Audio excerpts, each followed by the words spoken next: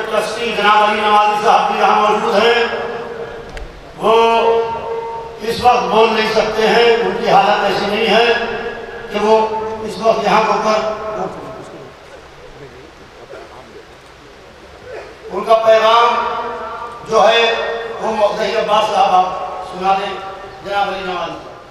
حضرات، چونکہ ایک عرصہ جناب علی نمازی صاحب نے خطیب اکبر کے ساتھ گزارا ہے اور اس وقت وہ اپنے جذبات پر قابو نہیں پا رہے ہیں، لہذا انہوں نے آپ تمام حضرات سے یہ گزارش کی ہے کہ وہ اس وقت معافی چاہتے ہیں. انہوں نے کہا ہے میری طرف سے تمام لوگوں کو یہاں موجود ہیں وہ سب میری ہی طرح سوگوار ہیں خطیب اکبر کے، اور سمجھ میں نہیں آتا ہے کہ کون کسے تعزیت پیش کرے، لہذا ہم سب یہ دعا کرتے ہیں اور رب العالمین ان کے درجات کو بلند سے بلندر کرے اور ہمیں یہ توفیق عطا کرے کہ ہم ان کے نقش قدم پر اپنی زندگی کو گزاریں اور ان کی یاد میں اپنی زندگی کو بسر کریں.